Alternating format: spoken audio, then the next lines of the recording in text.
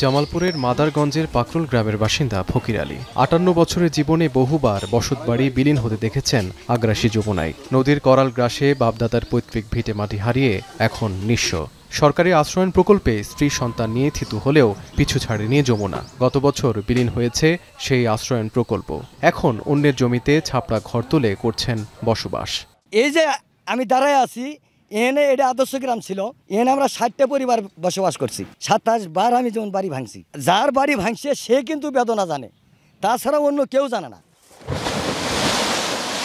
ফকির আলীর মতো এমন গল্প পাকরুল গ্রামের শত শত পরিবারের। বর্ষা এলে পানি বৃদ্ধির সঙ্গে পাল্লা দিয়ে বাড়ে ভাঙন। কয়েক বছরে যমুনার নদী তীরবর্তী ৫ গ্রামের প্রায় ১,০০০ পরিবারের ঘরবাড়ি নদীগর্ভে বিলীন। হারিয়ে গেছে অন্তত কয়েকশো একর ফসলি জমি। এবারও ভাঙন হুমকিতে পাকরুল গ্রাম সহ আশপাশের আরও কয়েকটি গ্রামের বহু বসতবাড়ি, ফসলি জমি সহ কয়েকটি মসজিদ, মাদ্রাসা, শিক্ষা প্রতিষ্ঠান। স্থানীয়দের দাবি, নদী ভাঙন শুরু হলে কিছু জিও ব্যাগ ফেলে তাৎক্ষণিক ব্যবস্থা নেওয়া হয়, এতে ভাঙন আটকানো যায় না। জমি যা আসলে তো নদী মধ্যে সব গেছে গা। আর নৌকা চলা, নৌকা বানায়, ওই যে মাছ মারি, ১৫ দুইটাই মাছ মারে, আর গেলে ওই যে কট করে বেছে খায় ঢাকা। বাড়ি এখন আর কোনো কিছু নাই, সম্পূর্ণ জমি এই নদীর ভিতরে। আমার থান জায়গা কোনো আন্তিথেনের নাই, বাড়ি ঘর করে ফেলে জমি নাই। পাইলিং করে দিলেই হচ্ছে আমাদের এখানে যত বসত বাড়ি আছে স্থায়ীভাবে বসত করতে পারবো। আর যদি পাইলিং না দেয়, এই নদী কই যায় ঠেকবো আমরাও জানি না, দেশের সরকারও জানে না।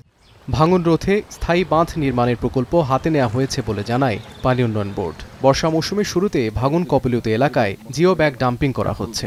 এছাড়াও ক্ষয়ক্ষতি এড়াতে বেশ কয়েকটি পরিকল্পনা রয়েছে বলে জানান স্থানীয় জনপ্রতিনিধি। ইতিমধ্যে আমরা বালিভর্তি জিও ব্যাগ ডাম্পিংয়ের কাজ শুরু করেছি। পাশাপাশি এই মাদারগঞ্জের ১৫০০ মিটার অংশে যমুনা নদীর ভাঙন হতে রক্ষার্থে আমরা ইতিমধ্যে একটি প্রকল্প দাখিল করেছি। এই প্রকল্পটি অনুমোদন হল বর্তমানে পরিকল্পনা কমিশনে অনুমোদনের প্রক্রিয়াধীন রয়েছে।